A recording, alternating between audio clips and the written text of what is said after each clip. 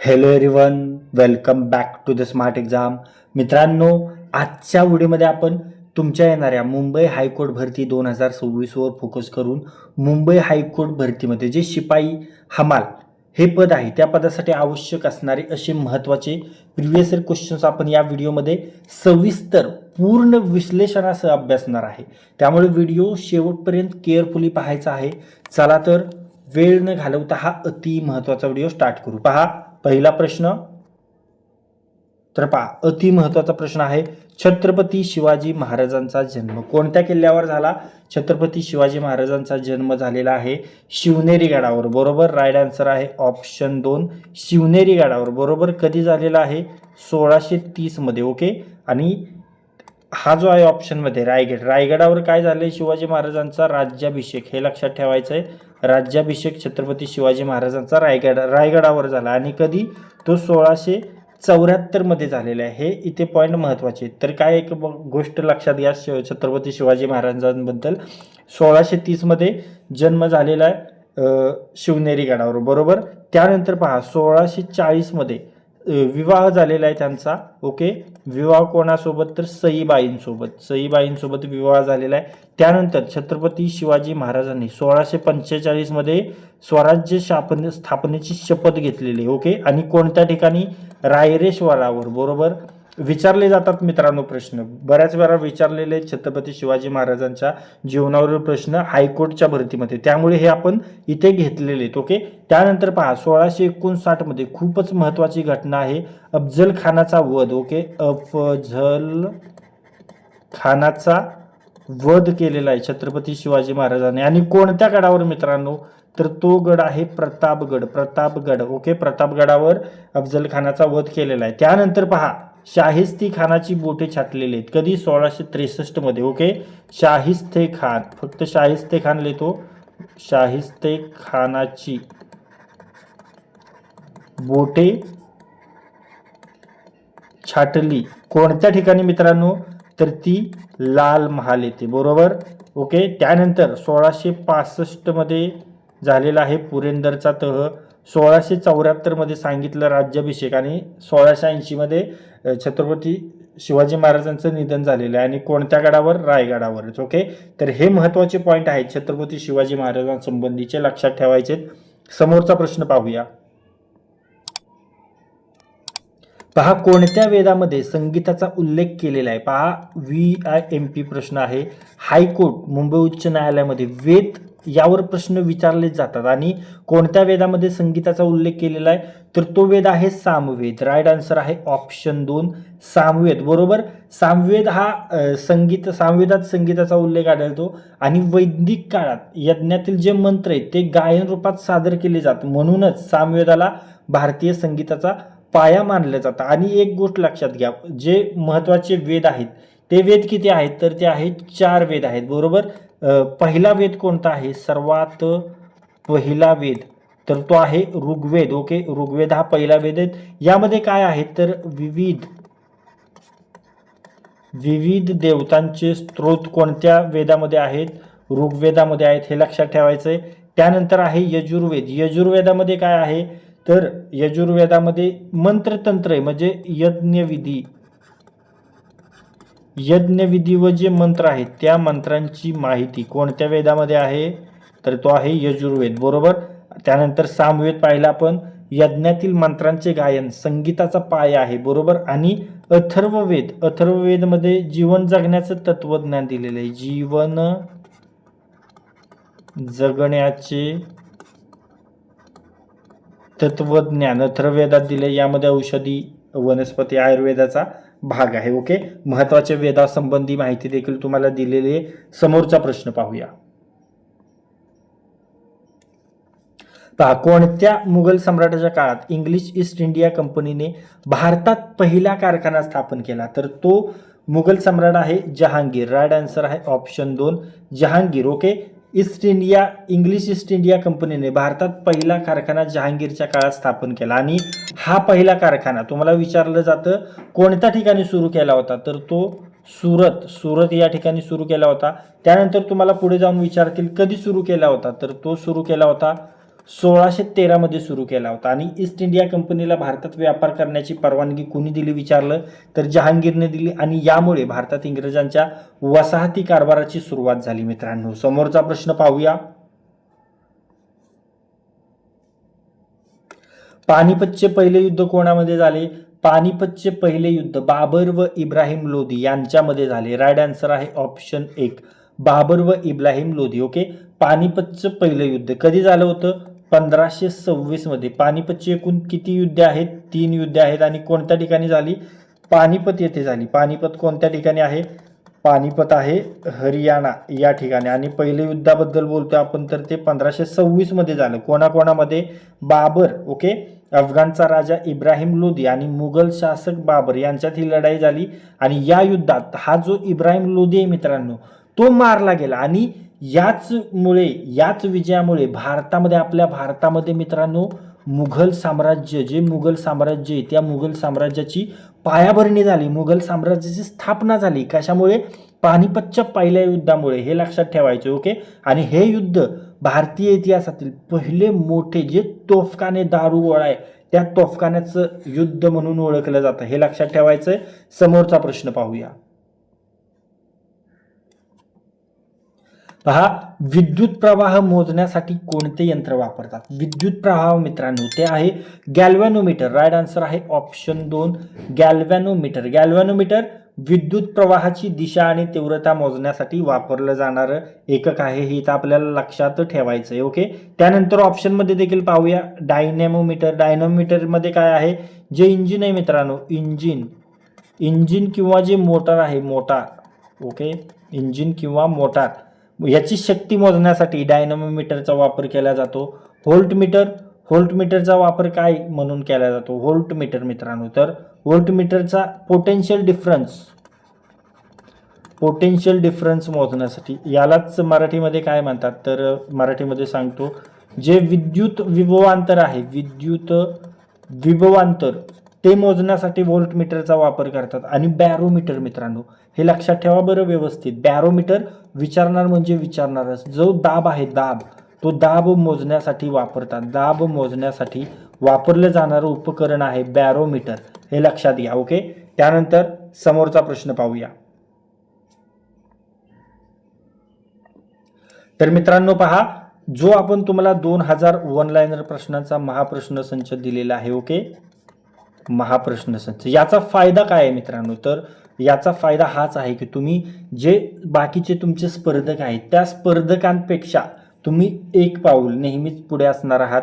त्यासोबत तुमचा जो स्टडी आहे तो रिव्हिजन करण्यासाठी हा प्रश्नसंच खूप महत्त्वाचा आहे. ओके, आणि जे तुम्हाला कोणत्याही पुस्तकामध्ये मिळत नाहीये, कोणत्याही पुस्तकात नाहीये, तो डाटा, ती माहिती तुम्हाला या 2000 वन लाइनर महाप्रश्नसंचामध्ये मिळणार आहे. त्यामुळे हा महाप्रश्नसंच तुमच्याजवळ असणं खूपच गरजेचं आहे. आणि तो तुम्हाला कसा मिळणार आहे? त्यासाठी तुम्हाला 98 23 93 18 27 या नंबरवर व्हॉट्सअप मेसेज करायचा. आणि माफक फी आहे फक्त आणि फक्त 69 रुपीज. इतक्या माफक फीमध्ये हा प्रश्नसंच आपण तुम्हाला देतोय. तुमच्या बऱ्याच मित्रांनी घेऊन आपल्या अभ्यासाला वेगळी दिशा दिली. तुम्ही मागे राहू नका. यासोबत तुम्हाला आपण टेस्ट सिरीज देखील घेऊन आलोय तुमच्यासाठी. बऱ्याच मित्रांनी आग्रह केला होता, सर तुमची टेस्ट सिरीज चालू करा. मग आपण ती टेस्ट सिरीज सुरू केलेली, जे आपलं स्मार्ट एक्झाम ॲप आहे. ओके, स्मार्ट एक्झाम ॲप, या स्मार्ट एक्झाम ॲपवरती टेस्ट सिरीज सुरू केलेली. स्मार्ट एक्झाम ॲप कसं डाउनलोड करायचं, लिंक डिस्क्रिप्शन बॉक्समध्ये किंवा प्ले स्टोअरवर डायरेक्ट स्मार्ट एक्झाम जरी टाकलं तरी तिथे ॲप आपलं येणार आहे.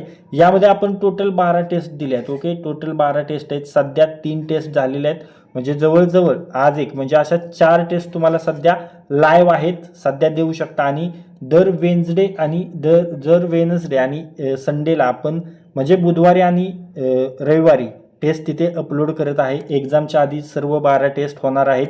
आणि जर आपल्याला टाइम भेटला तर आणखी यामध्ये टेस्ट आपण वाढवणार आहे, हे लक्षात घ्या. आणि या टेस्ट कशा आहेत तर एक्सप्लेन केलेल्या आहेत, फुल एक्सप्लेन केलेलं आहे. प्रत्येक प्रश्नाचं उत्तर आणि जे राहिलेले 4 पर्याय, ते 4 पर्याय देखील एक्सप्लेन केलेले आहेत. अशा पद्धतीची ही टेस्ट आहे मित्रांनो. त्यामुळे आत्ता स्मार्ट एक्झाम ॲप डाउनलोड करा.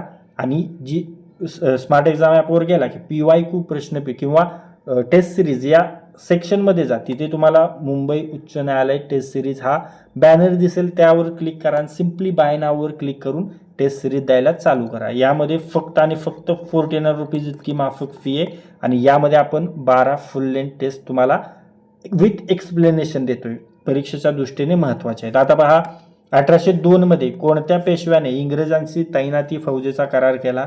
तर तो पेशवा आहे दुसरा बाजीराव. राईट आन्सर ऑप्शन 4 दुसरा बाजीराव. 1802 साली जे हडपसरचं युद्ध आहे मित्रांनो, हडपसर, त्या हडपसरच्या लढाईत पेशवे आणि शिंदे यांच्या सैन्याचा पराभव यशवंतराव होळकरांनी केला आणि या पराभवामुळे दुसरा बाजीराव पेशवा इंग्रजांकडे मदतीसाठी वसईत गेला आणि तिथेच त्याने तैनाती फौजेचा करार केला आणि या करारानुसार मराठ्यांनी इंग्रजांच्या संरक्षणाखाली राहण्यास मान्यता दिली आणि हाच तो करार आहे मित्रांनो, हाच करार आहे जो मराठा साम्राज्याच्या स्वातंत्र्याला धक्का देणारा ठरला होता. ओके, समोरचा प्रश्न पाहूया. पाहता, घाट सेक्शनवर आपण प्रश्न घेतोय, म्हणजे या व्हिडिओमध्ये आपण कोणताही असा पॉइंट सोडला नाही की त्यावर आपण प्रश्न घेतलेला नाही. प्रत्येक पॉइंटवर आपण बारीकाईने अनालिसिस करून प्रश्न घेतलेला आहे. VIMP प्रश्न आहे, हाच प्रश्न तुमच्या परीक्षेमध्ये दिसण्याचे चान्सेस आहेत घाटावर विचारला तर. आंबा घाट हा कोणत्या मार्गावर लागतो? आंबा घाट हा लागतो कोल्हापूर रत्नागिरी या मार्गावर. राईट आन्सर आहे ऑप्शन 1 कोल्हापूर रत्नागिरी. आंबा घाट हा कोल्हापूर जिल्ह्यातून रत्नागिरीकडे जाणाऱ्या प्रमुख मार्गावर आहे, हे लक्षात घ्या. आणि हा घाट कोणत्या पर्वतरांगेमध्ये आहे? सह्याद्री पर्वतरांगेमध्ये. ओके, कोणत्या 2 जिल्ह्यांना जोडतो? कोल्हापूर व रत्नागिरी या 2 जिल्ह्यांना जोडतो, बरोबर. आणि या घाटावरून कोकणाकडे जाणारा वाहतूक मार्ग खूप सुलभ झालेला आहे, हे आपल्याला इथं लक्षात ठेवणं गरजेचं आहे. ओके, त्यानंतर ऑप्शनमध्ये देखील पाहूया. ऑप्शनमध्ये पहा, मुंबई नाशिक. मुंबई नाशिक दरम्यान कोणता घाट आहे? थळघाट आहे, बरोबर. त्यानंतर पुणे सातारा दरम्यान आहे खंबाटकी घाट, हा देखील महत्त्वाचा आहे, परीक्षेमध्ये विचारला जाणारा घाट आहे. ओके, त्यानंतर कराड चिपळूण दरम्यान कोणता घाट आहे? तर तो आहे कुंभारली घाट. आणि एक मित्रांनो गोष्ट लक्षात घ्या, हे घाट तोंडपाठ करण्यासाठी आपण खूप इझी ट्रिक बनवली. त्यासाठी तुम्हाला काय करायचं, MPSC ट्रिक्स ही प्लेलिस्ट आहे आपल्या स्मार्ट एक्झाम यूट्यूब चॅनलवर. या प्लेलिस्टची लिंक मी इथे आय बटन किंवा डिस्क्रिप्शन बॉक्समध्ये देतो. आय बटनवर तर देऊनच टाकेल, या आय बटनवर क्लिक करा, ही MPSC ट्रिक्स प्लेलिस्ट रेफर करा. यामध्ये तुम्हाला 40+ टेस्ट आहेत, म्हणजे ट्रिक्स आहेत, ज्या तुम्हाला परीक्षेमध्ये डायरेक्ट प्रश्नाच्या उत्तरापर्यंत पोहोचवणार आहेत. ओके, त्यानंतर समोरचा प्रश्न पाहूया. महाराष्ट्राच्या सीमेला इतर किती राज्यांच्या सीमा लागून आहेत? तर पहा, महाराष्ट्राच्या सीमेला इतर किती राज्यांच्या, म्हणजे महाराष्ट्राला किती राज्यांच्या सीमा आहेत? तर ते आहेत 6 राज्य. राईट आन्सर आहे ऑप्शन 3 6. ओके, महाराष्ट्राच्या सीमेला 6 राज्यांच्या सीमा लागून आहेत. मग त्यामध्ये कोणकोणती राज्य आहेत? तर पहा, त्यामध्ये आहे, हा असा आपला महाराष्ट्र आहे, बरोबर. महाराष्ट्र असा मी काढून घेतो एक. ओके, मग इथे कोणतं राज्य आहे? इथं आहे गुजरात, बरोबर, इथपर्यंत आहे. हे कोणतं आहे? मध्य प्रदेश इथपर्यंत आहे. आणि मध्य प्रदेशची जुनी राजधानी कोणती आहे? तर इथं जे नागपूर आहे, ती नागपूर मध्य प्रदेशची जुनी राजधानी, हे लक्षात ठेवायचं आहे. त्यानंतर कोणतं आहे? छत्तीसगड. ओके, तर इथं आपण छत्तीसगड असं लिहून घेऊया. ओके, त्यानंतर कोणतं आहे? तेलंगणा. तर आग्नेय दिशा, ही आग्नेय लक्षात घ्या, तेलंगणा इथं आपण लिहून घेऊया. ओके, त्यानंतर कोणतं राज्य आहे? त्यानंतर आहे कर्नाटक. हे जनरली इथून असं चालू होतं, कर्नाटक. ओके, त्यानंतर कोणतं राज्य आहे? त्यानंतर आहे गोवा, या ठिकाणी छोटं. मग किती झाले? 1 आहे, 2, 3, 4, 5 आणि 6, बरोबर. 6 राज्य झाली. तर महाराष्ट्राच्या सीमेला 6 राज्यांबरोबर आपली 6 राज्यांबरोबर आहे. आणि जर मी विचारलं की कोणत्या केंद्रशासित प्रदेशाला आपल्या महाराष्ट्राची सीमा लागून आहे का मित्रांनो, तर तो केंद्रशासित प्रदेश आहे दादरा नगर हवेली. ओके, आणि दमन दीव. तर या केंद्रशासित प्रदेशाला आपल्या महाराष्ट्राची सीमा लागून आहे. त्यामुळे जर विचारलं राज्य आणि केंद्रशासित प्रदेश, तर तुमचा आन्सर असेल 7. आणि फक्त राज्य विचारलं तर त्याचं तुमचा आन्सर असेल 6. हे महत्त्वाचे पॉईंट आपल्याला लक्षात ठेवणं गरजेचं. आणि 2 राज्यांच्या सीमांना लागणारे जिल्हे कोणकोणते? तर त्यामध्ये धुळे आणि पालघर आहे. धुळे पालघर हा गुजरातला लागून आहे. ओके, लक्षात ठेवायचं आहे. त्यानंतर समोरचा प्रश्न पाहूया.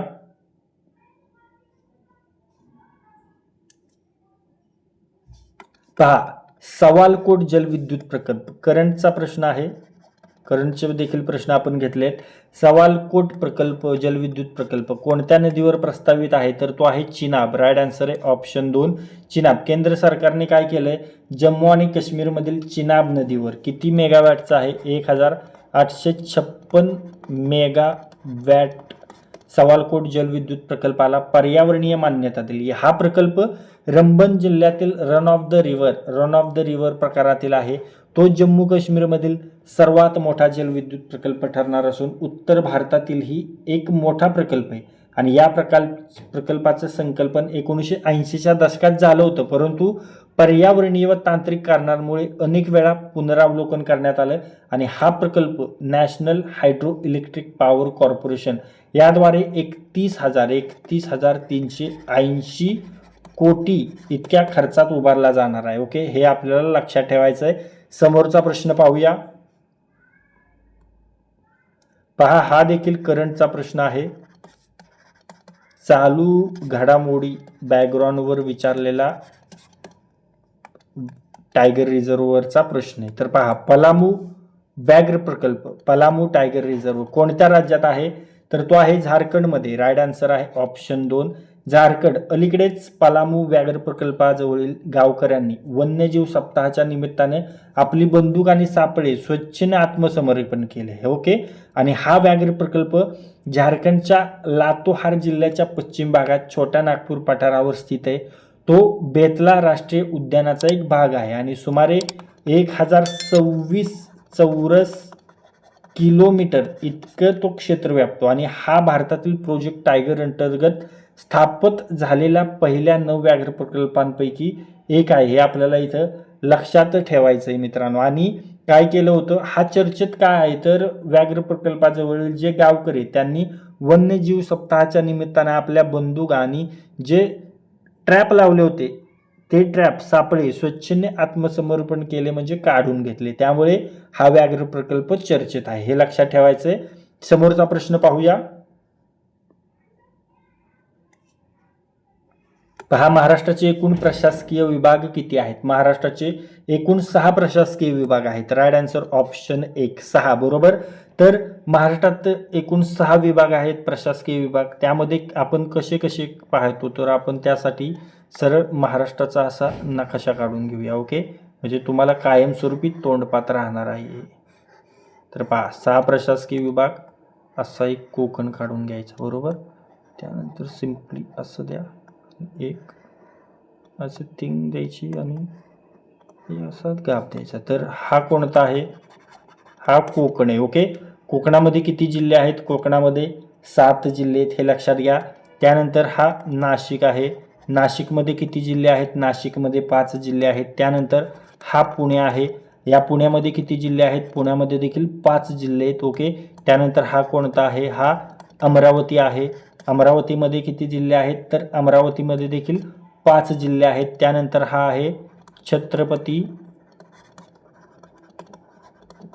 संभाजीनगर प्रशासकीय विभाग, तर यामध्ये किती जिल्हे आहेत, 8 जिल्हे. मग तुम्हाला विचारलं जाईल सर्वात जास्त जिल्हे कोणत्या प्रशासकीय विभागात आहेत, तर तो प्रशासकीय विभाग आहे छत्रपती संभाजीनगर. ओके, लक्षात ठेवायचं आहे. आणि हा कोणता आहे, हा आहे नागपूर प्रशासकीय विभाग. यामध्ये किती जिल्हे आहेत, तर यामध्ये 6 जिल्हे. तर अशा पद्धतीने मी तुम्हाला व्यवस्थितपणे प्रशासकीय विभाग लक्षात आणून दिलेत, व्यवस्थित तोंडपाठ ठेवायच्यात. आणि महाराष्ट्राच्या स्थापनेच्या वेळी म्हणजेच 1960ला महाराष्ट्रामध्ये किती प्रशासकीय विभाग होते, तर ते होते फक्त आणि फक्त 4. मित्रांनो, व्हिडिओ आवडला की व्हिडिओला लाईक करायचं आहे.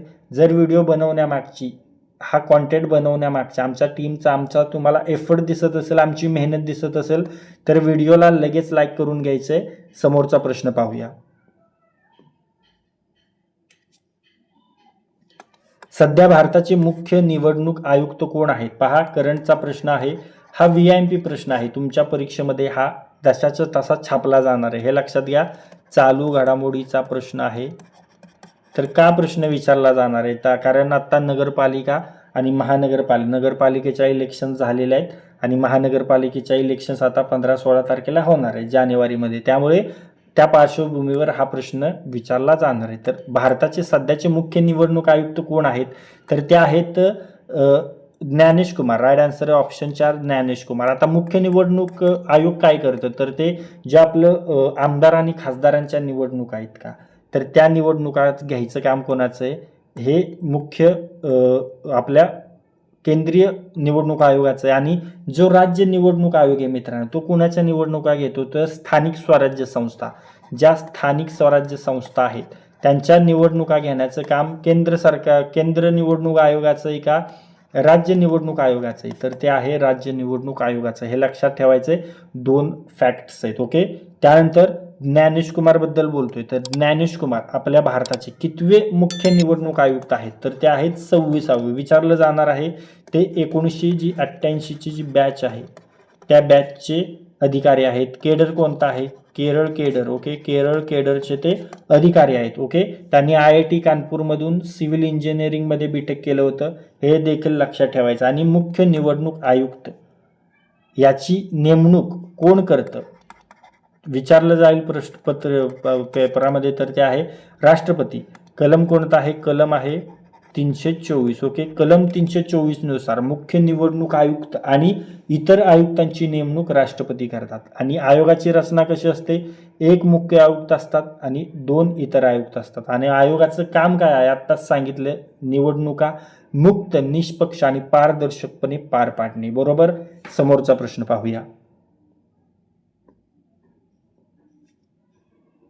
संविधान सभेचे अध्यक्ष कोण होते, संविधान सभेचे अध्यक्ष हे होते doctor Rajendra Prasad. Right answer option 2 doctor Rajendra Prasad. Okay. तर कधी 11 डिसेंबर 1946 रोजी डॉक्टर राजेंद्र प्रसाद संविधान सभेचे अध्यक्ष म्हणून निवडले गेले. ओके. आणि उपाध्यक्ष कोण होते, तर उपाध्यक्ष HC मुखर्जी हे उपाध्यक्ष होते. आणि सर BN राव हे कोण होते, सर BN राव, तर हे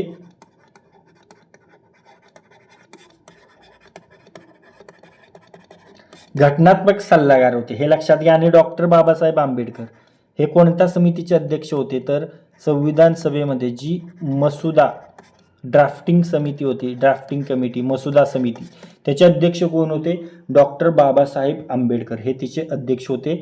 विचारला जाणारा महत्त्वाचा प्रश्न आहे, आपल्याला तोंडपाठ असायला. ओके.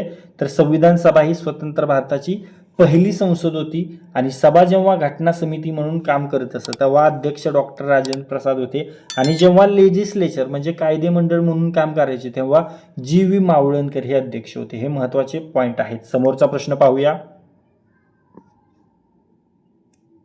मूलभूत हक्क संविधानाच्या कोणत्या कलमान्वये देण्यात आलेले आहेत, मूलभूत हक्क हे संविधानाच्या कलम 12 ते 35 दरम्यान देण्यात आले. तर राईट आन्सर ऑप्शन 1 12 ते 35. भाग कोणत्या भागामध्ये आहेत हे, तर भाग 3 मध्ये आहेत. भाग 3 कलम 12 ते 35 मध्ये मूलभूत हक्कांचा समावेश आहे. ओके. हे कलम नागरिकांना आणि काही प्रकरणात परकीयांनाही लागू आहेत. आणि एकूण 6 प्रकारचे मूलभूत हक्क यामध्ये समाविष्ट आहेत. ओके. आणि त्यामुळेच या भाग 3 ला काय म्हणतात,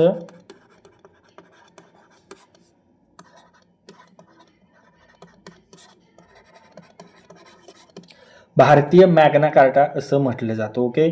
समोरचा प्रश्न पाहूया. इंडिया अर्थात भारत हा राज्यांचा संघ असेल, हे भारतीय राज्यघटनेतील कोणत्या कलमामध्ये नमूद आहे, इंडिया अर्थात भारत हा राज्यांचा संघ असेल हे भारतीय राज्यघटनेतील कलम 1 मध्ये नमूद आहे. Right answer option 1. ओके. तर India that is Bharat shall be a union of states असे स्पष्टपणे कलम 1 मध्ये नमूद आहे. या कलमानुसार भारतात राज्य, केंद्रशासित प्रदेश आणि नंतर जे सामील झालेले प्रदेश आहे त्यांचा समावेश असेल. ओके. कलम 2 मध्ये आधी भारताचा भाग नसलेले नवीन राज्य बनवणे असा त्यामध्ये उल्लेख आहे कलम 2 मध्ये, हे लक्षात घ्या. समोरचा प्रश्न पाहूया. शेतीसाठी उपयुक्त वर्मी कंपोस्ट हे खत कोणत्या कृमीपासून तयार करतात, पहा अशाच पद्धतीचे VIMP प्रश्न पूर्ण व्हिडिओमध्ये आहे, त्यामुळे व्हिडिओ सविस्तर पाहायचा आहे. एकही पॉईंट चुकला नाही पाहिजे, तोच पॉईंट परीक्षेमध्ये आला तर एका गुणाचं नुकसान आहे. पहा शेतीसाठी उपयुक्त वर्मी कंपोस्ट हे खत गांडूळ पासून तयार करतात? राईट आन्सर ऑप्शन 2 गांडूळ. सर्वांनाच माहिती आहे. तुम्हाला विचारतील शेतकऱ्यांचा मित्र.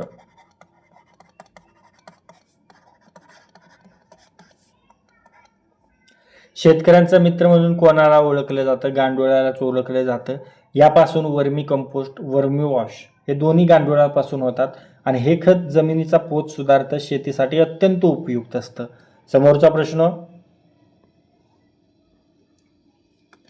फॅरेडेचा विद्युत अपघटन नियम कशाशी संबंधित आहे? फॅरेडेचा विद्युत अपघटन नियम हा सममूल्य भाराशी संबंधित आहे. राईट आन्सर ऑप्शन 1 सममूल्य भार. बरोबर. फॅरेडेचा विद्युत अपघटन नियम सममूल्य भाराशी संबंधित आहे. विद्युत प्रवाहातून किती प्रमाणात पदार्थ मुक्त होईल हे त्याच्या सममूल्य भारावर म्हणजेच इक्विव्हॅलंट वेट यावर अवलंबून असतं. ओके, असा तो नियम आहे आणि यामुळे या नियमाला फॅरेडेचा विद्युत अपघटन नियम असं देखील म्हटलं जातं. समोरचा प्रश्न, मित्रांनो हीच ती वेळ आहे, हाच तो क्षण आहे. जर तुम्ही अजून 2000 वन लाईनर प्रश्नांचा महाप्रश्न संच घेतला नसेल तर तुम्ही खूप मागे आहात मित्रांनो. तुमच्या बऱ्याच मित्रांनी हा प्रश्नसंच घेतलाय आणि जर हा प्रश्नसंच तुम्ही घेतला तर यासोबत तुम्हाला मराठी शब्दसंग्रह या घटकावर आपण जो मराठी व्याकरणाचा भाग आहे, मराठी शब्दसंग्रह हा मधील शब्दसंग्रहाचे 700+ प्रश्न तुम्हाला फ्रीमध्ये मिळणार आहेत. वन लाईनर प्रश्न आहे. त्यामुळे आत्ताच तुम्ही 98 23 93 18 27 या नंबरवर व्हॉट्सअप मेसेज करा आणि फक्त 69 रुपीजमध्ये हा प्रश्नसंच घ्या आणि आपल्या अभ्यासाला एक वेगळी दिशा द्या. यासोबत तुम्ही आपलं स्मार्ट एक्झाम ॲप डाउनलोड करायचं. यामध्ये आपण तुमच्यासाठी टेस्ट सिरीज अवेलेबल केलेली आहे. 12 टेस्ट आहेत. फक्त आणि फक्त 49 रुपीज आहे. प्रत्येक टेस्टचं तुम्हाला एक्सप्लेनेशन मिळणार आहे. फुल एक्सप्लेनेशनवाल्या या टेस्ट आहेत. ओके, 3 टेस्ट आणि 4थी टेस्ट आज अपलोड होईल. अशा पद्धतीच्या 12 टेस्ट तुम्हाला मिळतील. त्यामुळे परीक्षेसाठी या टेस्ट महत्त्वाच्या आहेत. आता पहा, महाराष्ट्र राज्यात विधानसभेचे एकूण मतदारसंघ किती आहेत? ॲपची लिंक डिस्क्रिप्शन बॉक्समध्ये, हे लक्षात घ्या. महाराष्ट्र राज्यात विधानसभेचे एकूण मतदारसंघ किती आहेत? तर ते आहेत 288. राईट आन्सर आहे ऑप्शन 2 288. बरोबर. त्यानंतर विधानसभेचे, विधान परिषदेचे किती सदस्य आहेत? विधान परिषद तर ते आहेत 78. बरोबर. लोकसभेचे किती आहेत? लोकसभेचे आहेत 48 आणि राज्यसभेचे किती आहेत? राज्यसभेचे आहेत 19. महत्त्वाचे पॉईंट सांगितलेत. समोरचा प्रश्न पहा, तुम्ही फक्त मुंबई उच्च न्यायालयच नव्हे तर तुम्ही कोणतीही परीक्षा द्या, त्या परीक्षेमध्ये विचारला जाणारा असा VIP प्रश्न आहे. 1853 मध्ये मुंबई ते ठाणे हा भारतातील पहिला लोहमार्ग कोणाच्या काळात उभारला गेला? तर तो लॉर्ड डलहौसीच्या. Right answer option 2 lord Dalhousie. Okay, 1846 ते 1856 या डलहौसीच्या कार्यकाळातच भारतात रेल्वेचा पाया घातला गेला. आणि भारतात तुम्हाला विचारतील पहिली रेल्वे कधी धावली? भारतात पहिली रेल्वे कधी धावली? तर ती धावली 16 एप्रिल 1853 मध्ये. कोणादरम्यान? मुंबई ते ठाणे म्हणजेच बोरीबंदर ते ठाणे दरम्यान देशातील पहिली रेल्वे धावली. हा मार्ग किती किलोमीटरचा होता? 34 किलोमीटरचा होता. आणि यामध्ये डब्यांमध्ये किती ट्रेनचे डबे होते? तर 14 डबे. म्हणजेच हा मार्ग 34 किलोमीटर लांबीचा होता आणि 14 डब्यांचा ट्रेन प्रवास होता. समोरचा प्रश्न पाहूया. खनिज संपत्तीचा विचार करता महाराष्ट्रातील कोणता भाग सर्वाधिक समृद्ध आहे? ओके, तर तो भाग आहे Vidarbha. Right answer option 3 Vidarbha. आपण सायन्स आणि भूगोलाचे जास्त प्रश्न घेण्याचा प्रयत्न केला आहे. त्यामुळे आत्तापर्यंत आपण ज्या 5 प्रश्नपत्रिका अभ्यासल्या आहेत त्याची लिंक आय बटन डिस्क्रिप्शन बॉक्समध्ये आहे. तर त्यामध्ये आपण जर एक ॲनालिसिस केलं तर त्यामध्ये भूगोल आणि सायन्सचे प्रश्नावर बऱ्यापैकी भर होता. त्यामुळे आपण सायन्स आणि भूगोलाचे प्रश्न जास्त घेण्याचा प्रयत्न केला आहे. ओके, तर विदर्भामध्ये जो नागपूर, चंद्रपूर, गडचिरोली, भंडारा, गोंदिया, यवतमाळ हा जिल्हा आहे, या जिल्ह्यांमध्ये मोठ्या प्रमाणात खनिज संपत्ती आढळतं. ओके, हे लक्षात ठेवायचं आहे. आणि यामध्ये मुख्य साठे कशाचे तर दगडी कोळसा आहे, मॅंगनीज, बॉक्साईट, तांबे हे खनिज विदर्भामध्ये मित्रांनो मुबलक प्रमाणात आढळतात. आणि विदर्भानंतर कोकण हा खनिजांचे साठे असलेला प्रदेश आहे. इथं आपल्याला लक्षात ठेवणं गरजेचं आहे. बट खनिज संपत्तीचा विचार करता महाराष्ट्रातील कोणता विभाग सर्वाधिक समृद्ध आहे तो आहे विदर्भ आणि विदर्भानंतर कोकण. समोरचा प्रश्न, सर कर्जन वायलीची हत्या कोणी केली? सर कर्जन वायली याची हत्या केलेली आहे मदनलाल धिंगरा याने. Right answer option 4 Madanlal Dhingra. Okay, तर मदनलाल धिंगरा याने सर कर्जन वायलीची हत्या केली. मग मदनलाल धिंगरा याच्याबद्दल बोलायचं झालं तर यांचा जन्म कधी झाला होता? 18 सप्टेंबर 1883 मध्ये झाला होता. कोणत्या ठिकाणी झाला होता? अमृतसर या ठिकाणी झाला होता. आणि लंडनमधील इंडिया हाऊस आहे अभिनव भारत, त्या अभिनव भारत संघटनेचे हे क्रांतिकारक होते, हे लक्षात ठेवायचं आहे. आणि 1 जुलै कधी त्यांनी हत्या केली? 1 जुलै 1909 मध्ये imperial institute. Okay, imperial institute यामध्ये जो जहांगीर हॉल आहे. ओके, इम्पेरियल इन्स्टिट्यूटमध्ये जो जहांगीर हॉल आहे या जहांगीर हॉलमध्ये कर्जन वायलीची हत्या कोणी केली? मदनलाल धिंगरा यांनी केली. आणि याचमुळे त्यांना फाशी झाली आणि ती कधी झाली? 17 ऑगस्ट 1909 मध्ये लंडनमध्ये जो पेंटन विला तुरुंग आहे त्या तुरुंगात यांना फाशी झाली. समोरचा प्रश्न, क्रांतिकारकांनी 12 मे 1857 रोजी डॅश डॅश यास दिल्लीचा बादशाह म्हणून घोषित केले. कोणाला? तर तो आहे Bahadur Shah. Right answer option 4 Bahadur Shah. Okay, 12 May 1857 रोजी क्रांतिकारकांनी बहादूर शाह दुसरा यांना दिल्लीचा बादशाह म्हणून घोषित केले आणि इंग्रज कंपनी विरुद्ध उठावाला वैधता मिळावी यासाठी ही घोषणा खूप महत्त्वाची मानली गेली मित्रांनो. आणि 24 सप्टेंबर 1857 रोजी इंग्रज अधिकारी विल्यम हडसन यांनी दिल्ली पुन्हा ताब्यात घेतली, हे लक्षात ठेवायचं आहे. समोरचा प्रश्न, प्रश्न घेण्याचं एकच रिझन आहे, खूप महत्त्वाचा प्रश्न आहे, VIP प्रश्न आहे, येणार म्हणजे येणारच. महाराष्ट्रातील सर्वोच्च शिखर कोणतं आहे? तर ते शिखर आहे Kalsubai. Right answer option 2 Kalsubai. Okay, त्यानंतर तुम्हाला विचारतील कळसुबाई शिखराची उंची 1646 मीटर. बऱ्याच वेळा आपण अभ्यासलेला प्रश्न आहे, खूप वेळा अभ्यासलेला प्रश्न आहे. Okay, 1646 metre. त्यानंतर तुम्हाला पुढे जाऊन विचारतील तर 1646 मीटर आता तुम्हाला तोंडपाठ झाली, त्यांना पण माहीत असतं. बट जर तुम्हाला विचारलं फुटांमध्ये ही उंची किती आहे तर ती आहे 5400 फूट. अशा पद्धतीने आपल्याला अभ्यास ठेवायचा आहे. कळसुबाई शिखर महाराष्ट्रातील सर्वात उंच शिखर आहे. सर्वोच्च शिखर उंची आहे 1646 मीटर. फुटांमध्ये विचारलं तर 5400 फूट. बरोबर. त्यानंतर कसा मी हसतो ही ट्रिक तुम्हाला जर माहीत असेल तर यासाठी तुम्हाला ट्रिक ही आहे ती शिखर जे सर्वोच्च शिखर आहे ते तोंडपाठ करण्यासाठीची ट्रिक आहे. ही जर ट्रिक तुम्हाला डिटेलमध्ये हवी असेल तर आत्ताच MPSC ट्रिक्स प्लेलिस्ट रेफर करा, तिथून तुम्हाला ते रेफर. कळसुबाई, सालेर, महाबळेश्वर, हरिश्चंद्र, सप्तशृंगी अशा पद्धतीने ती ट्रिक आहे. ओके, समोरचा प्रश्न 1604 1500 14 18 14 24 असं तोंडपाठच होणार आहे, त्यामुळे ट्रिक तुम्ही MPSC ट्रिक्स प्लेलिस्ट रेफर करा. समोरचा प्रश्न, महाराष्ट्राचे सध्याचे राज्यपाल कोण आहेत? महाराष्ट्राचे सध्याचे राज्यपाल तर ते आहेत Acharya Devvrat. Right answer option 3 Shri Acharya Devvrat. Okay, current related प्रश्न आहे, चालू घडामोडी म्हणजे आपण सर्व प्रकारचे जे महत्त्वाचे आणि VIP प्रश्न आहेत तेच प्रश्न इथे पाहत आहे मित्रांनो, त्यामुळे व्हिडिओ महत्त्वाचाच होणार आहे. तर पहा, महाराष्ट्राचे सध्याचे राज्यपाल आहेत आचार्य देवव्रत. ओके, मग तुम्हाला विचारतील महाराष्ट्राचे पहिले राज्यपाल कोण होते? पहिले तर ते आहेत श्री प्रकाश. ओके, महाराष्ट्राचे पहिले राज्यपाल. मग पुढे जाऊन तुम्हाला विचारतील महाराष्ट्राच्या पहिल्या महिला राज्यपाल कोण आहेत? तर त्या आहेत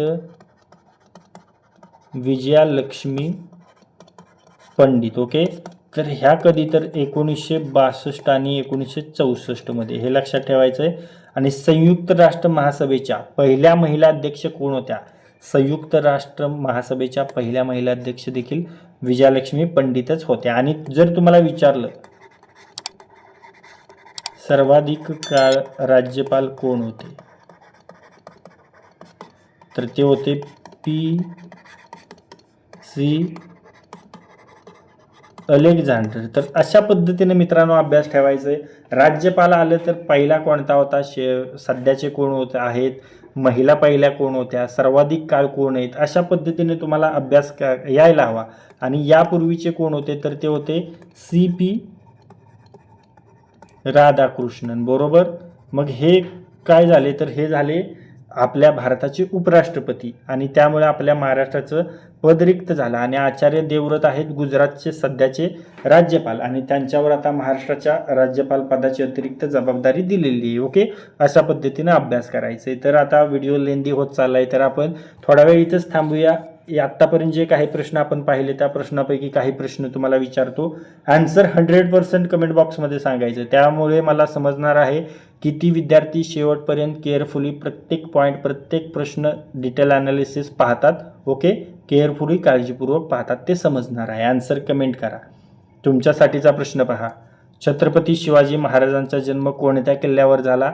आन्सर तुम्हाला कमेंट बॉक्समध्ये सांगायचं आहे. ओके, डिटेलमध्ये पाहिलेला प्रश्न आहे. छत्रपती शिवाजी महाराजांचा जन्म कोणत्या किल्ल्यावर झाला? आन्सर कमेंट करायचं आहे. तुमच्यासाठीचा समोरचा प्रश्न, सध्या भारताचे मुख्य निवडणूक आयुक्त कोण आहेत? ओके, कोणत्या निवडणुका घेतात मुख्य निवडणूक आयुक्त हे सांगितलं. आन्सर कमेंट करा. सध्या भारताचे मुख्य निवडणूक आयुक्त कोण आहेत? आन्सर कमेंट करायचं आहे. तुमच्यासाठीचा समोरचा प्रश्न, सर कर्झन वायलीची हत्या कोणी केली? हा देखील डिटेलमध्ये पाहिला आहे. ओके, आन्सर कमेंट करा. सर कर्झन वायलीची हत्या कोणी केली? तुम्हाला आन्सर कमेंट करून सांगायचे. ओके, तर मित्रांनो तुम्हाला पुन्हा एकदा आठवण करून देतो, जर तुम्ही अजून आपला 2000 वन लाईनर प्रश्नांचा महाप्रश्न संच घेतला नसेल तर तो लवकर घ्या. यामुळे तुमच्या अभ्यासात खूप मदत होणार आहे. जे तुम्हाला पुस्तकात मिळत नाही ते तुम्हाला इथे मिळणार आहे. कमी वेळात तुमची जास्त रिव्हिजन होणार आहे. जो तुमचा आत्तापर्यंत अभ्यास केला आहे तुम्ही, तो रिव्हिजन करण्यासाठी, रिवाईजसाठी हा प्रश्नसंच खूप महत्त्वाचा आहे. त्यामुळे रिवाईज करण्यासाठी हा प्रश्नसंच तुमच्याजवळ असणं गरजेचं आहे. हा प्रश्नसंच घेतला तर तुम्हाला मराठी व्याकरणावर आपण जो मराठी व्याकरणाचा शब्दसंग्रह आहे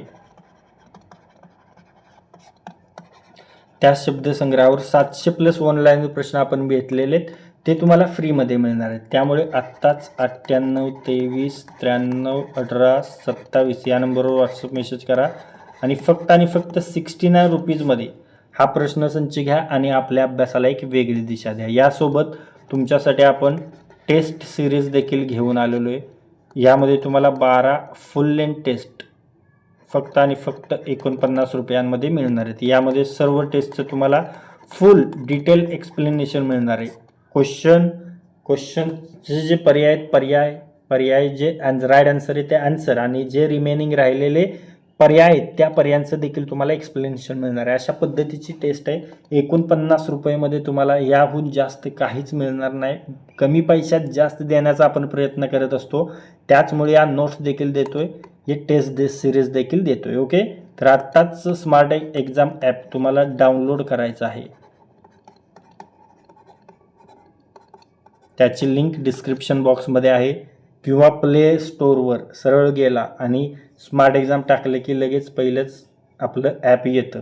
ते ॲप डाउनलोड करायचं आहे, नंबर टाकायचा आहे, OTP येईल, OTP टाकायचा आहे, लगेच आपलं टेस्ट सिरीज या सेक्शनमध्ये जायचं आहे आणि मुंबई उच्च न्यायालय टेस्ट सिरीजवर क्लिक करायचं आणि बाय नाववर क्लिक करून टेस्ट सिरीज घ्यायचं आणि लगेच टेस्ट द्यायला चालू करायचं. सध्या 3 टेस्ट आहेत. दर बुधवारी रविवारी एक टेस्ट अपलोड होते. आठवड्याला 2 टेस्ट असतात. ओके, तर मित्रांनो या व्हिडिओमध्ये आज आपण तुमच्या येणाऱ्या मुंबई उच्च न्यायालय भरती 2026 वर फोकस करून मुंबई उच्च न्यायालय भरतीसाठी जे शिपाई पद आहे त्या शिपाई पदासाठी आवश्यक असणारे महत्त्वाचे PYQ प्रश्न आपण या व्हिडिओमध्ये फुल डिटेलमध्ये अभ्यासलेले आहेत. हे सर्व PYQ आहेत, हे सर्व प्रिव्हियस इयर क्वेश्चन्स आहेत. त्यामुळे तुमच्या येणाऱ्या परीक्षेमध्ये या व्हिडिओमधील 4 ते 5 प्रश्न तुम्हाला नक्कीच दिसणार आहेत. त्यामुळे हा व्हिडिओ जास्तीत जास्त वेळा रिवाईज करा आणि जर हा व्हिडिओ तुम्हाला युजफुल वाटला असेल तर या व्हिडिओला लाईक करा. हा व्हिडिओ आपल्या कमीत कमी 10 मित्रांसोबत शेअर करा. आणि जर हा व्हिडिओ तुम्ही पहिल्यांदाच आपल्या स्मार्ट एक्झाम चॅनलवर पाहत असाल तरी आपल्या स्मार्ट एक्झाम चॅनलला सबस्क्राईब करा आणि बेल आयकॉनला हिट करा. तर लाईक करा, शेअर करा आणि सबस्क्राईब करा. थँक्यू.